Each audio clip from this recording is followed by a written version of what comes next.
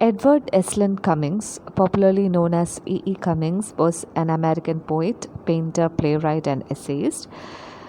He was one of the most innovative poets of his time who experimented with a lot of poetic form and language, and he often combined common words into newer synthesis and experimented with punctuation, grammar, and he almost turned the rules of grammar upside down.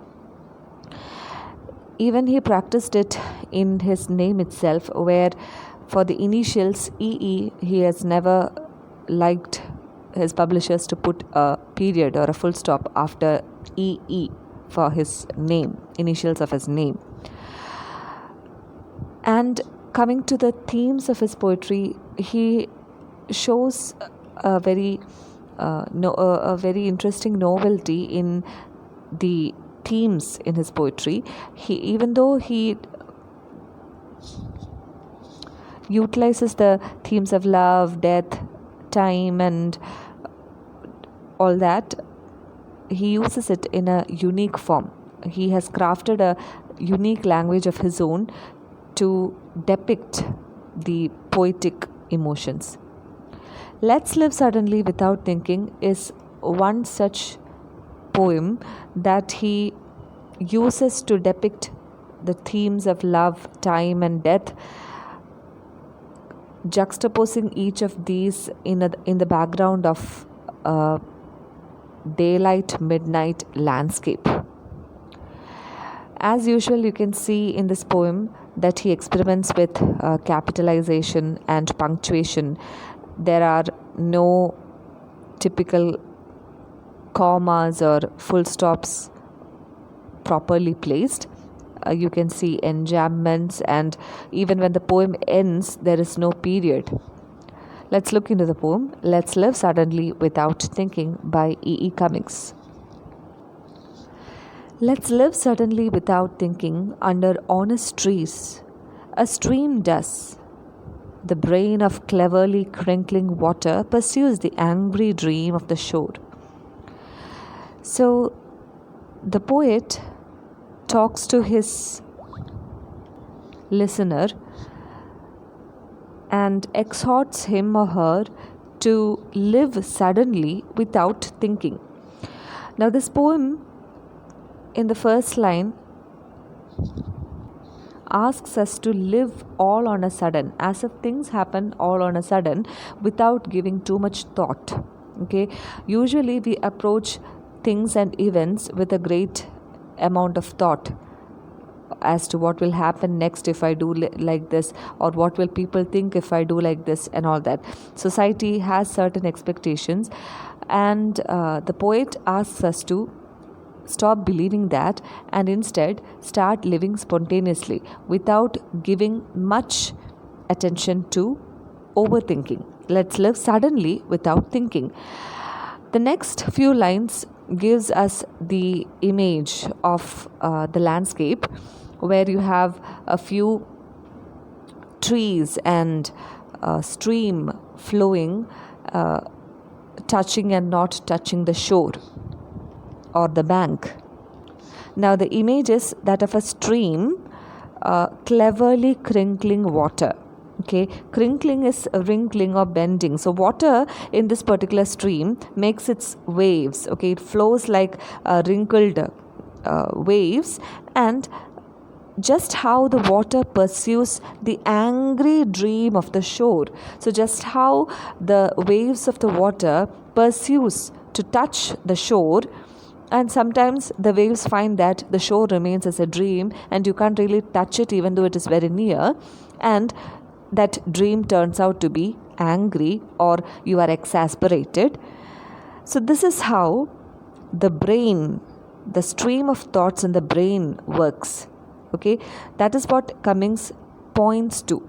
Okay, let's live suddenly without thinking, because the brain of cleverly crinkling water often pursues the angry dream of the shore. So what happens is, when you face that angry dream of the shore and you are not able to touch the shore, what happens is you feel like going back without achieving your dream. So, under honest trees, let's do whatever we want to. If we think of what will others think if I do this, or what will happen the next moment if I do this, nothing is going to happen. So, let's stay honest and spontaneous and live without any too much of overthinking. So, you can see that the poet talks to us about a metaphor to compare the stream of thoughts, and that metaphor is that of the cleverly crinkling water. You can also see an alliteration there of cleverly crinkling water. Okay, proceeding to the next lines. By midnight, a moon scratches the skin of the organized hills, and edged nothing begins to prune. Okay, now the image of the midnight landscape where the moon stretches its light over organized hills, and beyond that you can see that nothingness happens. Okay, to prune means to cut short.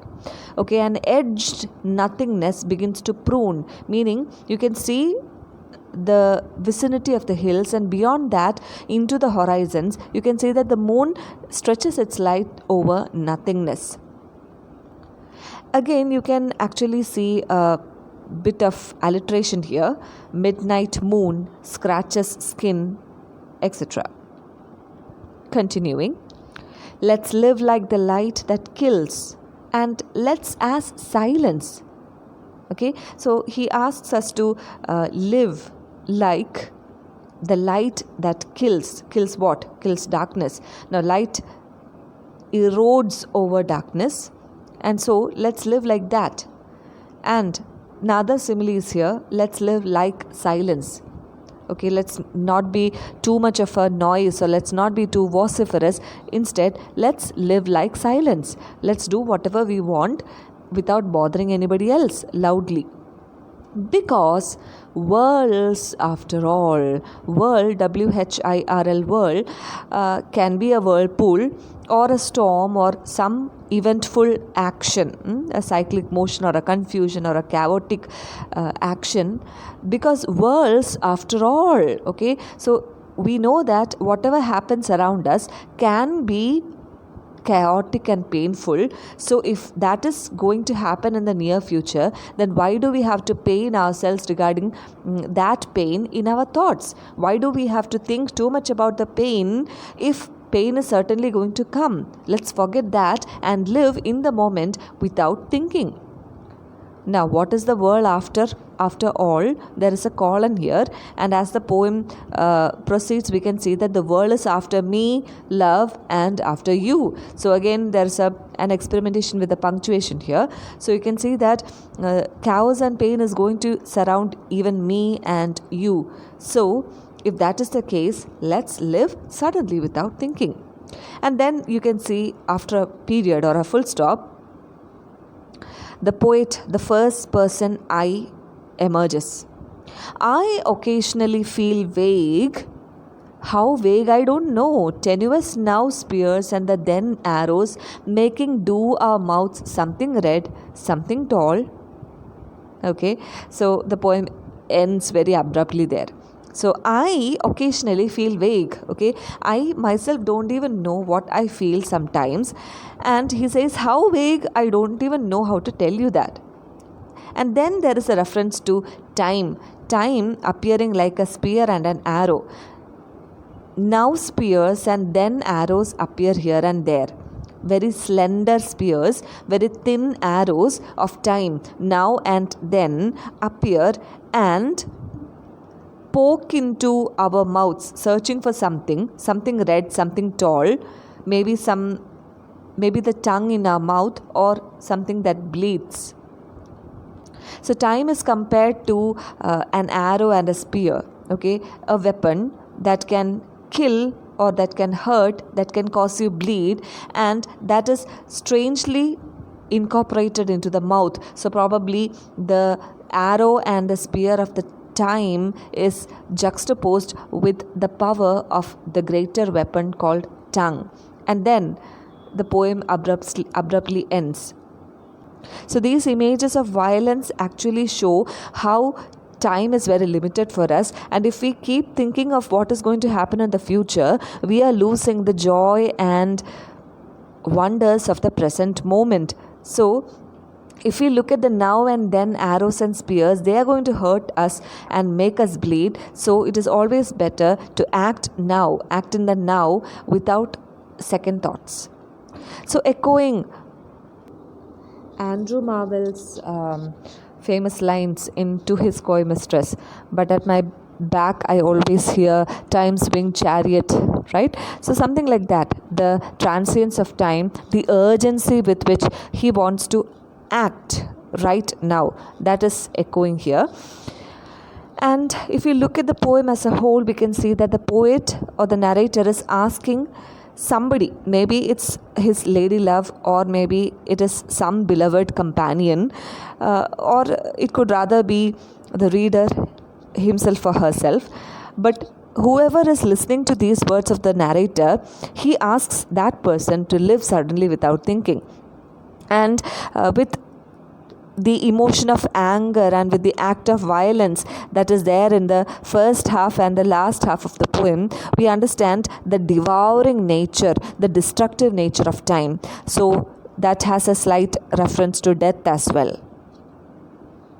Even proceeding further, in the image of the moon scratching the skin of the organized hills, moon and moonlight has occasionally been referred to in an erotic manner. So it could even be considered as a sexual image, okay, of the moon scratching the skin of the organized hills probably has a sexual overtone there. In that sense, what does the poet ask his listener to? Probably, let's do the things that love demands us to do without giving it too much of a thought. So let's live in the now and in the here.